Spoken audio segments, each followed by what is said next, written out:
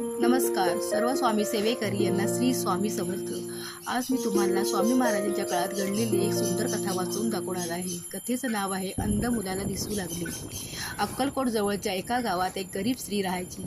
तिचा लहान मुलगा जन्मापासूनच अंध होता। मुलाला डोळ्याने काही दिसायचे नाही। ती बाई खूप डॉक्टर, वैद्य आणि उपाय करून थकली होती। अखेरीस तिला कोणीतरी श्री स्वामी समर्थ महाराजांची माहिती सांगितली।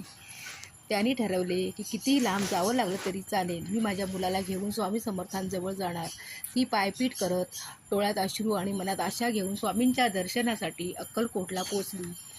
स्वामी समर्थ महाराजांच्या समोर बसून ती आई रडायला लागली आणि विनवणी करू लागली, स्वामी, माझ्या लेकराला तुमचीच आस आहे, त्याला डोळ्यासमोर प्रकाश दिसू दे, त्याचे जीवन बदलून टाका।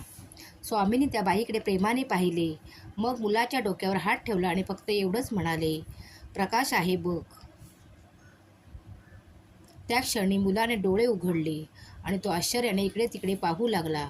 त्याच्या चेहऱ्यावर आनंद फुटला आणि तो म्हणाला, आई, मला दिसतंय, आई, मला दिसतंय। आईला विश्वासच बसत नव्हता। ती स्वामी समर्थांच्या चरणावर कोसळली आणि आभार मानत रडू लागली। स्वामी फक्त हसले आणि म्हणाले, हे माझं नाही, तुझ्या श्रद्धेचं बळ आहे। ही कथा आपल्याला काय सांगते की स्वामी महाराजांचा आशीर्वाद असेल तर फक्त चमत्कार नव्हे तर भक्ताच्या निष्ठेचे प्रतिबिंब होते। जेव्हा मनापासून आणि पूर्ण विश्वासाने आपण प्रार्थना करतो तेव्हा ती दैवी शक्ती आपल्याला मार्ग दाखवते। तर ही तुम्हाला कथा कशी वाटली ती नक्की कमेंट करून सांगा। धन्यवाद। श्री स्वामी समर्थ।